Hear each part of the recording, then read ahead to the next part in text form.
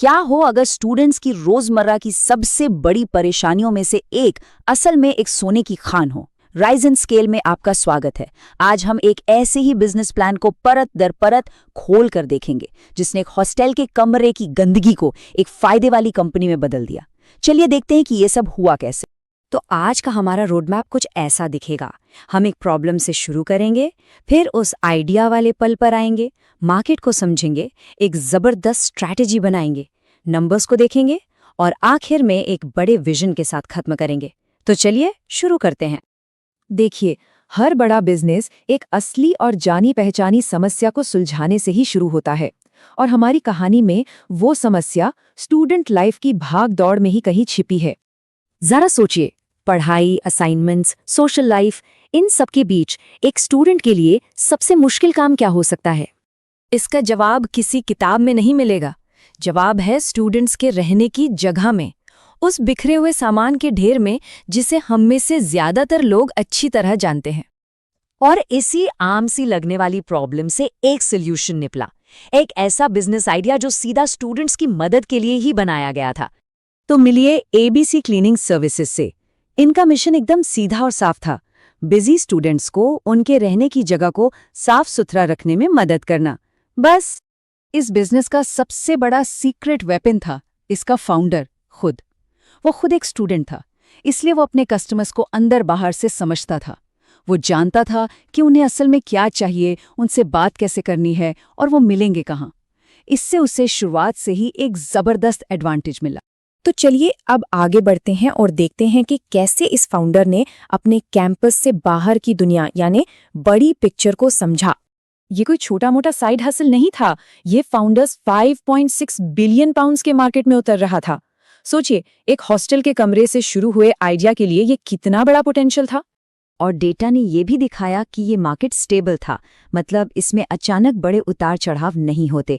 किसी भी नई कंपनी के लिए ये बहुत अच्छी खबर है, क्योंकि इसका मतलब है कि रिस्क कम है और टिके रहने का चांस ज्यादा है। अब ये स्लाइड बहुत दिलचस्प है।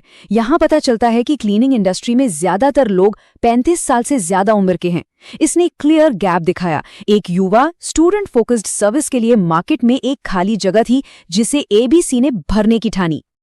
ठीक है, मार्केट को समझना एक बात है, लेकिन उस भीड़ भरे मार्केट में जीतने के लिए एक स्मार्ट प्लान होना वो बिल्कुल दूसरी बात है। देखते हैं एबीसी ने ये कैसे किया। चैलेंज बहुत बड़ा था। यूनिवर्सिटी के आसपास का इलाका पहले से ही 55 से ज्यादा क्लीनिंग सर्विसेज से भरा हुआ था। सब एक ही कस्टमर के पीछे थे। तो सवाल ये था, एक नई कंपनी यहां अपनी जगह कैसे बनाएगी? और यहीं पर सारा खेल बदल गया। फाउंडर ने एक बहुत बड़ी कमजोरी पकड़ी। लगभग आधे कॉम्पिटिटर्स की ऑनलाइन प्रेजेंस ना के बराबर थी। अब सोचिए, एक ऐसे मार्केट में जहां स्टूडेंट्स अपने फोन पर ही जीते हैं, ये तो एक खुला दरवाजा था।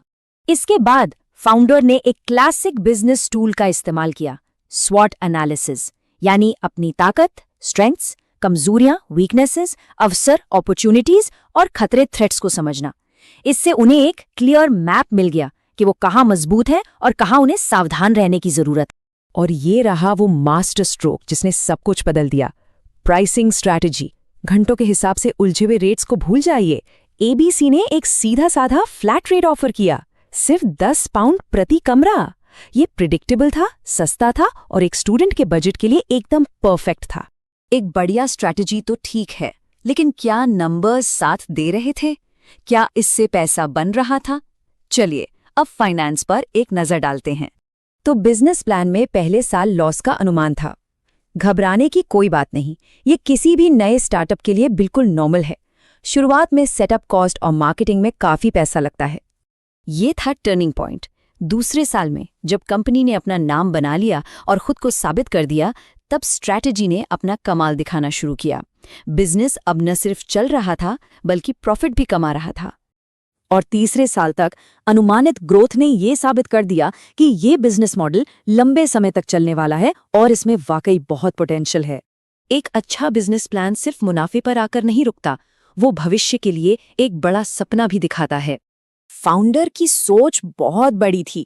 ये सिर्फ एक यूनिवर्सिटी की बात नहीं थी, वो इस सफल मॉडल को पूरे देश के कैंपस में दोहराना चाहते थे और स्टूडेंट्स द्वारा चलाई जाने वाली क्लीनिंग सर्विसेज का एक पूरा नेटवर्क बनाना चाहते थे। तो इस पूरे विश्लेषण के आखिर में एक सवाल, अपने आसपास देखिए, ऐसी कौन सी छोटी सी परेशानी है, कौन सा फ्रस्ट्रेशन है जिसका हल एक बड़ा बिजनेस आइडिया बन सकता है।